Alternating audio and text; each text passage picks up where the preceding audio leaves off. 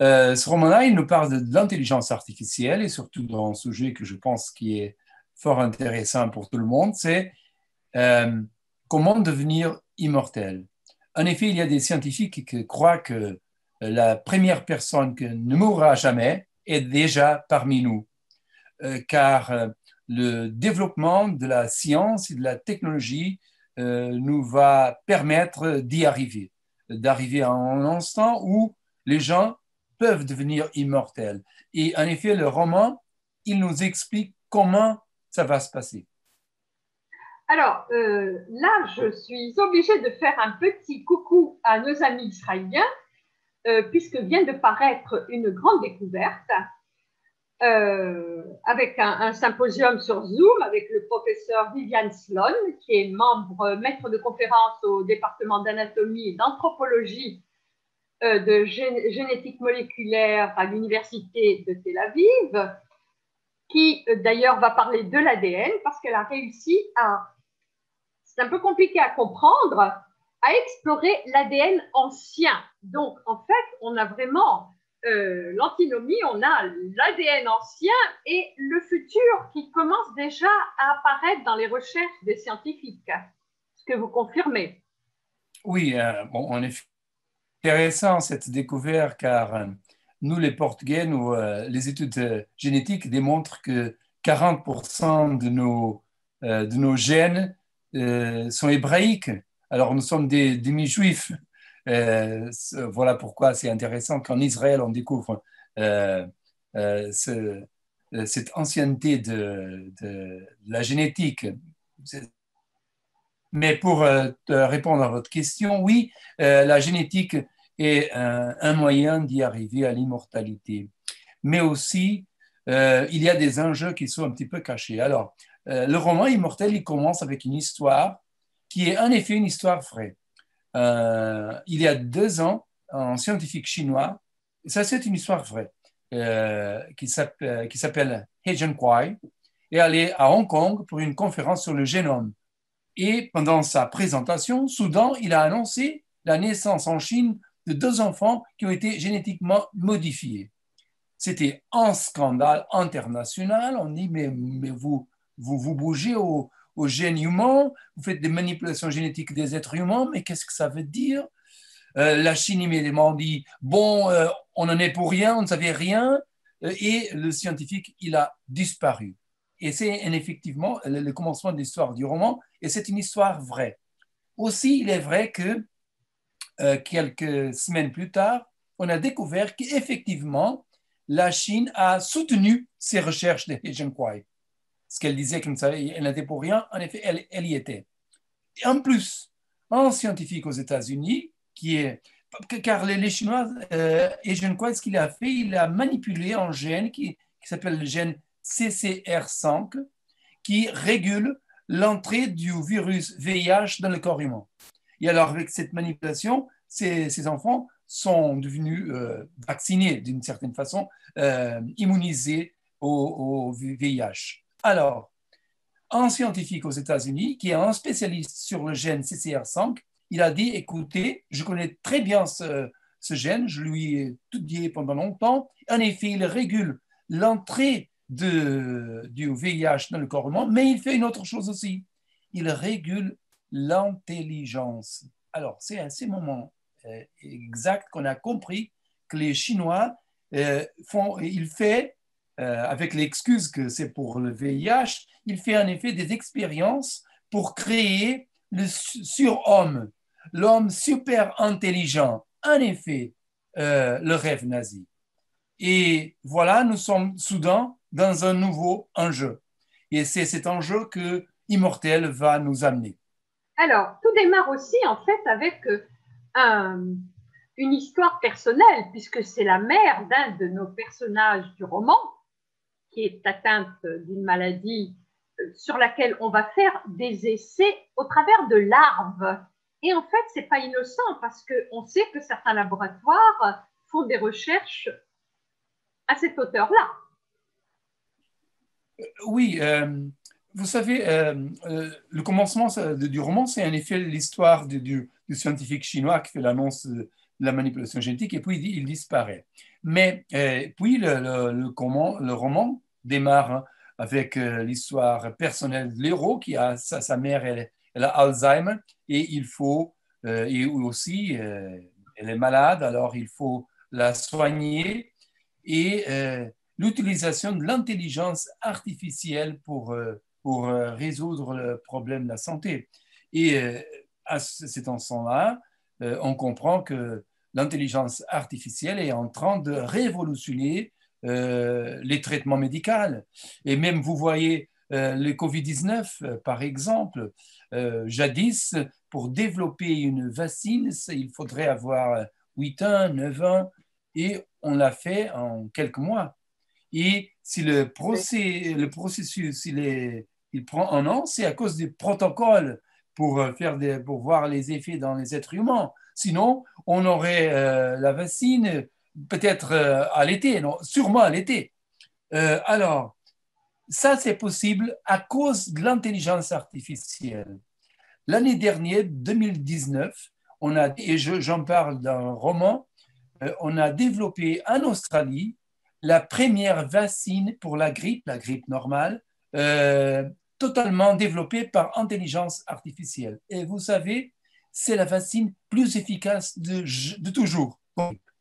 Et alors, pour développer ces nouvelles vaccines de Moderna, de Pfizer et toutes les autres, c'est l'intelligence artificielle qui fait ce travail-là. Et ce n'est pas par hasard que ces vaccins, elles ont une efficacité de 95%. Ce n'est pas normal, parce que l'intelligence artificielle, elle fait des corrélations auxquelles nous sommes aveugles, parce que dans la génétique, il y a des zillions de facteurs à considérer qu'un être humain ne peut pas y arriver, jamais, et un ordinateur le fait en quelques minutes. Et alors, il fait ces corrélations pour trouver une vaccine plus efficace. Et c'est pourquoi la médecine est en train d'être révolutionnée par l'intelligence artificielle. Et pas que, José, pas que la médecine, parce que vous donnez des exemples magnifiques. Par exemple, le monde juridique. Un avocat mettra toute sa vie pour essayer de lire le code pénal, alors que l'ordinateur et l'intelligence artificielle vont lui sortir en quelques minutes des alinéas, des imprimés et autres. Oui, j'ai parlé de la médecine parce que c'était votre question, mais en effet, tous les domaines de la connaissance et du travail humain, l'intelligence artificielle, elle y est. Je vous donne un exemple très intéressant. Vous allez à la banque pour avoir l'argent pour acheter votre maison, par exemple. Alors, qu'est-ce qui se passe? Le banquier, il va vous demander, mais c'est combien votre salaire? Sont combien votre compromis financier pour voir si vous avez la capacité de payer l'argent que la banque va vous prêter. Mais aujourd'hui, ces décisions de vous prêter l'argent ou non, ce n'est pas un banquier, c'est un ordinateur qui la prend. Car l'ordinateur, il va découvrir des corrélations qui sont invisibles aux êtres humains. Un exemple très, très bizarre, les ordinateurs ont découvert que les gens qui vont à la banque le mercredi pour demander de l'argent sont des gens qui ont une plus grande probabilité de payer la dette. Alors, il fait plus confiance aux gens qui arrivent le mercredi. On ne comprend jamais pourquoi mercredi. Ça ne fait aucun sens pour nous. Mais les ordinateurs, ils ont trouvé cette corrélation, et cette corrélation est si forte qu'elle est au-delà de l'hasard. Alors, il doit avoir une raison quelconque, on ne sait pas laquelle. Et ça pour dire tous les domaines de la connaissance, du travail, l'intelligence artificielle. Il est par exemple dans l'ingénierie, pour développer un moteur des avions. Il y a des spécificités très particulières. Il faut considérer beaucoup de détails. Les scientifiques ont donné l'information à un ordinateur pour développer un moteur d'un avion. Et l'ordinateur a développé un moteur qui ne fait aucun sens pour un ingénieur. Et il y a des redondances qui, bon, pourquoi elles sont là, on ne comprend pas. Mais finalement, ces moteurs sont plus efficaces que les moteurs développés par les ingénieurs. Alors, tous les domaines sont touchés pour l'intelligence artificielle, jusqu'au point où on va arriver à un point qu'on se demande, mais qu'est-ce que les êtres humains vont faire? Car nous ne ferons rien. Les ordinateurs feront tout. C'est la médecine, c'est le droit, c'est l'ingénierie, c'est l'architecture, euh, les arts. Les arts. Il y a un Musique, cas très... La musique, il y a un tas de domaines. La musique, par exemple, on a développé un ordinateur, un algorithme, qui est capable de recréer, non, de créer des musiques à la façon de Johann Sebastian Bach. Alors, je pense que vous dites en français Bach. Euh, alors, Bach, euh, ils ont développé cette machine et l'ordinateur, il est capable de créer ses musiques. Et un mélomane, un homme qui aime beaucoup la musique, était si scandalisé avec cet ordinateur qu'il a fait un concours pour démontrer que l'ordinateur il n'a aucune âme, aucune capacité artistique. Alors, il a montré aux auditeurs des musiques, des musiques développées par l'ordinateur à Bach, une musique vraie de Bach et une musique créée par euh, lui-même.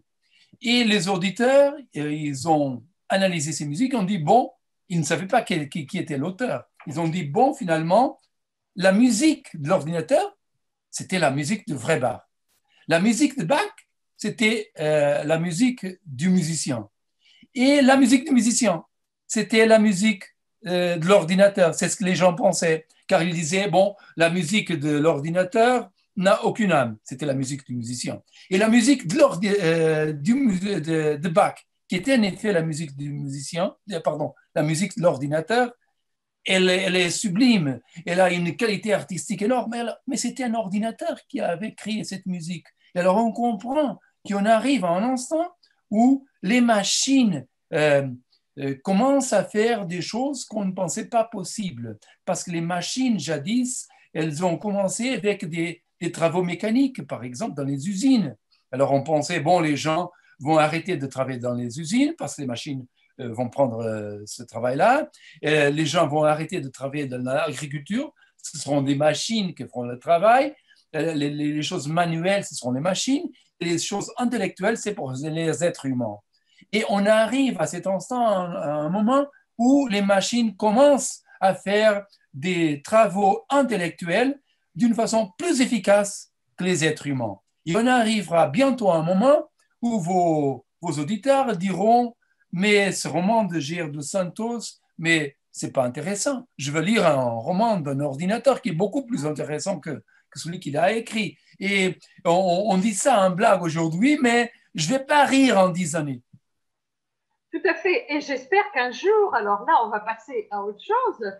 José, on ira imprimer un hot dog. On s'invitera pour imprimer un hot dog cachère. Et donc là, Oui, bon. par contre, en contrepartie, vous insistez sur le fait que l'ordinateur, la tâche est monotâche, c'est-à-dire qu'en effet, une machine à laver, par l'intelligence artificielle, va vous laver, mais elle va vous laver, elle ne fera que ça.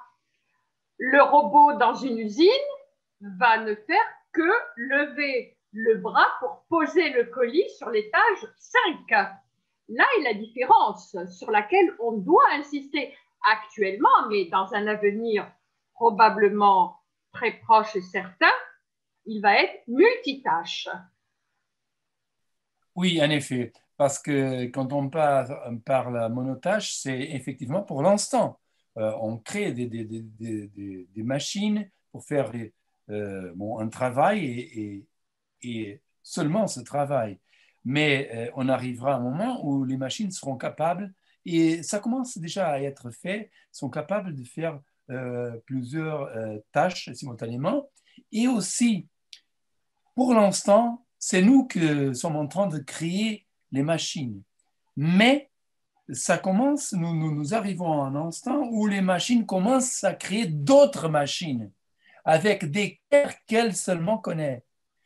Un des grands problèmes du contrôle de l'intelligence artificielle, c'est le problème, ce qu'on appelle en anglais le black box problem, le problème de la boîte noire. Ça veut dire, quand on travaille avec un ordinateur, on sait l'information qu'on met là-dedans et on connaît l'information, les décisions que l'ordinateur a prises quand ces décisions et cette information sortent de la boîte. Mais on ne sait pas qu'est-ce qui se passe dans la boîte. Comment l'intelligence artificielle arrive à, un résultat quelconque. Et c'est là le grand problème du contrôle de l'intelligence artificielle. Et puis que les ordinateurs commencent à créer d'autres ordinateurs, ils deviendront multitâches, que c'est effectivement ce que moi et vous et chacun de nos éditeurs sont. Nous sommes multitâches, nous faisons plusieurs choses. On peut aller à la cuisine faire un hot dog cachère, on peut voir la télévision au même instant et écouter une musique à la radio pendant qu'on fait le hot dog, et on peut... nous sommes multitâches, et effectivement, un jour qui n'est pas très loin, les ordinateurs y arriveront, et là, on se pose des questions très profondes sur l'être humain, sur le futur de l'être humain. Et je vous explique une chose très simple, mais je pense que surtout les gens qui sont des médecins comprennent ça. Vous savez, je jouais le foot et un jour, je me suis blessé à ma jambe droite. Et alors, car j'étais blessé, on a immobilisé ma jambe droite et pendant une semaine. Et après une semaine, j'ai vu ma jambe et elle était sans muscles. Exactement comme vous imaginez. L'autre, la gauche, était normale et la droite, elle est sans muscles. C'était seulement l'eau. Et je suis posé la question au médecin, mais qu'est-ce qui s'est passé? Il m'a dit, bon, les muscles, c'est la fonction. Pour avoir les muscles, il faut faire exercer la fonction. Si vous arrêtez d'exercer la fonction, les muscles vont disparaître. Et ça se passe, pas seulement avec les muscles, mais avec le cerveau, par exemple. Nous avons un cerveau développé parce que nous l'utilisons. La fonction fait le cerveau. Du moment où on arrête à exercer ces fonctions, il va s'atrophier. Et qu'est-ce qui va se passer avec l'humanité au moment où les ordinateurs font tout? Le danger d'être atrophié est très grand parce qu'il va nous aboutir à l'extinction, en effet. Et alors, il y a des enjeux très sérieux, très profonds, qui sont déclenchés par ce développement de l'intelligence artificielle. Et voilà la question sur l'immortalité. Alors justement, José de Santos, donc vous insistez sur la fonction qui crée l'organe, et là on arrive à la grande question de la conscience, et bien sûr tout ceci au travers d'une histoire qui est très très bien ficelée. Vraiment, j'invite les auditeurs à lire d'emblée. On le lit, c'est un roman qu'il faut lire d'une traite pour ne pas perdre la ligne, et toutes les recherches que vous avez faites sur le DRAPA et autres. Et là, on arrive au travers de l'histoire personnelle de ce professeur chinois à la notion d'implant dans le cerveau, parce qu'en fait, on s'aperçoit, il devient immortel, il communique avec son fils dans l'au-delà, avant même d'être immortel d'ailleurs, et les connexions neuronales via des clés USB. Alors, José, à vous. Ça m'a vraiment impressionné, cette histoire-là. Oui, non, c'est bouleversant, surtout parce que tout ce qu'on lit dans le roman, c'est déjà passé, se passe déjà, ou va se passer très bientôt. Alors, le problème de l'immortalité, comment il est arrivé, et le développement de l'humanité. Il y a deux chemins. Il y a le chemin que j'ai parlé au début, c'est le chemin de la manipulation génétique. On peut manipuler l'être humain pour devenir plus intelligent, pour devenir immunes au VIH, au Covid-19 ou n'importe quoi, au cancer. Bon, et ça, c'est un chemin. Il y a un autre chemin, c'est le chemin technologique de la manipulation génétique, le chemin technologique. Et ça nous amène au cyborg. Un cyborg, c'est un être qui est il y a un côté biologique et un côté technologique qui sont mélangés.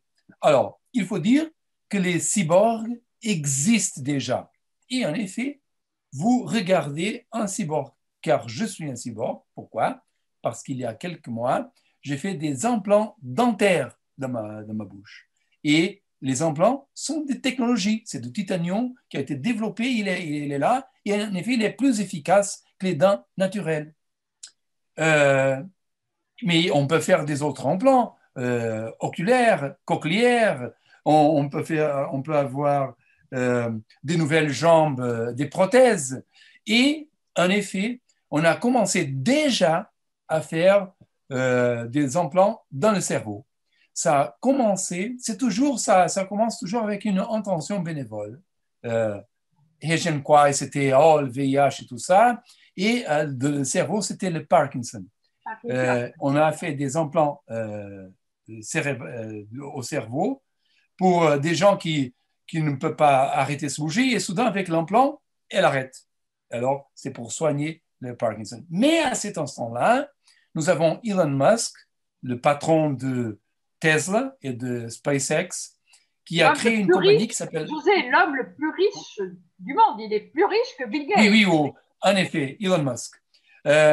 Il a créé cette compagnie qui s'appelle Neuralink, qui est en train de faire des implants dans le cerveau des ordinateurs. Alors, qu'est-ce qui se passe quand je travaille dans un ordinateur à cet instant? Je fais l'utilisation du souris, ok? Et on commence à développer maintenant les une interface avec les mots. Je parle avec l'ordinateur. Il peut m'écouter. Tout à fait. Oui, exactement. Il fait le boulot du souris, mais je parle. Alors, Elon Musk, à ce moment-là, il travaille avec un système Bluetooth qui fait des missions. Et puisqu'il est dans le cerveau, je ne travaille pas avec le souris, je ne parle pas avec l'ordinateur, je pense. Je donne par pensée une ordre à l'ordinateur. Et je peux faire une session Zoom avec une vingtaine de personnes par la pensée, en utilisant la Bluetooth qui est dans mon cerveau. Et ça change tout, parce que ça veut dire que nous arrivons à une sorte de télépathie. On peut communiquer par pensée entre des gens différents. Et peut-être même, je n'ai pas besoin de parler français ou hébraïque, vous n'avez pas besoin de parler portugais avec moi parce qu'on parle par la pensée pour des idées. Et alors, c'est un enjeu tout à fait nouveau et ça va changer beaucoup. Et à chaque instant, l'être humain va devenir plus ordinateur que biologique, plus technologique que biologique. Et évidemment, par exemple, moi, à cet instant, je suis technologique seulement dans les implants dentaires. Mais puis demain, j'aurai un problème avec mes yeux, par exemple, et je vais mettre des yeux artificiels, technologiques, mais pourquoi pas plus performantes que les yeux humains, biologiques. Par exemple, des yeux qui peuvent saisir des couleurs que les êtres humains ne peuvent pas saisir. Nous savons qu'il y a des oiseaux qui voient des couleurs que nous ne voyons pas. C'est déjà réalisé parce que les humains qui sont opérés de cataracte, les nouveaux implants sont beaucoup plus performants que les anciens. Exactement. Et vous voyez les prothèses. Et il y a cet athlète sud-africain, Oscar Pistorius, qui a gagné une médaille olympique, je pense. Absolument. Il avait des prothèses, des jambes qui étaient plus performantes que les jambes biologiques. Alors, tout ça change et on va créer, pas par le chemin de la manipulation génétique, mais par le chemin de la technologie, des êtres humains super performants, supérieurs, disons ainsi. Et ce chemin-là va nous aboutir à la question que vous avez posée au commencement de cette question. c'est le problème de la conscience. Il y a un grand débat entre les scientifiques si les ordinateurs deviendront, oui ou non, conscients. Et je pense qu'Immortel donne cette réponse. Et cette réponse, c'est oui. Et le roman va expliquer comment. Alors justement, pour revenir un petit peu au roman, parce que ça va permettre aux auditeurs de rentrer un petit peu dans le roman, il y a une histoire qui m'a vraiment épatée, c'est l'exemple que vous donnez avec le bateau de Vasco de Gama. Le principe des planches, d'accord? Et puis la relation avec Rebecca. Oui, voilà, et c'est là qu'on arrive au problème de la conscience.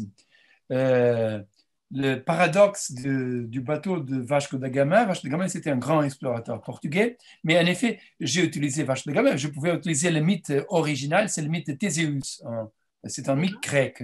Un mythe grec. Alors, Théséus ou Vasco da Gama, si on peut donner l'exemple du roman, Vasco da Gama, il a un bateau. Alors, si on va, il y a un problème avec une planche dans le bateau, il faut la remplacer. Et alors, on pose la question, mais après remplacer cette planche, c'est encore le bateau de Vasco da Gama? Mais oui, vous me direz, et c'est normal. Si je change en dent dans ma bouche, ça continue à être moi. Alors, si on change une planche dans le bateau, ça continue à être le même bateau. OK, mais si on change deux planches, mais oui, si on change deux dents, je continue à être moi. Et si on change deux planches dans le bateau, il continue à être le bateau de Vasco da Gama. Et après, mais si on se situe 10%, 20%, 50%, 60%, et imaginons-nous on remplace à chaque pas et un jour, le dernier planche originale du bateau est remplacé. Est-ce qu'il est encore le bateau de Vasco da Gama? Et voilà, on ne sait quoi répondre.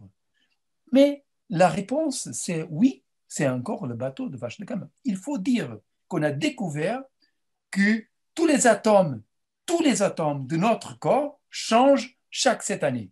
Et est-ce que moi, c'est la même personne quand j'avais 10 années, par exemple? Mais oui, mais toutefois, tous les atomes sont différents.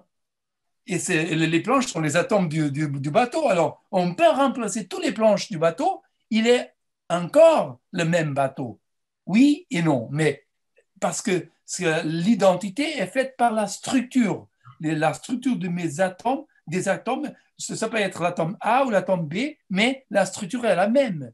Et avec le bateau, c'est toujours la même chose. Ça peut être la planche A ou la planche B, mais c'est toujours la même planche. Et voilà. Et pourquoi est-ce que je raconte cette histoire? C'est très clair dans le roman, mais la question c'est, dès qu'on remplace un dent, deux dents par des dents technologiques, et puis un yeux avec un yeux technologique, et pour des jambes par des jambes technologiques, et est-ce que j'arrête d'être moi ou non? Ça continue à être moi. Et si on remplace tout, mais j'ai encore l'impression d'être moi. Est-ce que c'est moi ou non? Et voilà les questions que le roman pose, et je pense qu'il donne des réponses très claires à ces questions. Tout à fait. On ne va pas donner la réponse aux auditeurs, mais on les invite à lire l'excellent roman de José dos Santos, L'Immortel, paru aux éditions Hervé Chopin. Nous, on va souhaiter longue vie à l'Immortel. Et José, vivement la sortie de cette pandémie et le retour à la convivencia, comme disent nos amis italiens, avec la paix, le shalom, le selem sur la terre et dans le cœur des hommes et des femmes. Et un petit bonjour à la communauté juive de Belmonte, qui est très particulière, puisqu'à Belmonte, on a refait l'histoire. C'était des anciens marranes qui sont revenus au judaïsme et qu'aujourd'hui, il y a une communauté active avec un rabbin sur place. Merci, José dos Santos. Toda, merci à vous. Toda, איזה יופי, מילה בעברית, איזה יופי. אני לא אומר לדבר עברית. כן? אתה מדבר עברית? בזמן קרוב אנחנו מדברים רק בעברית, נו?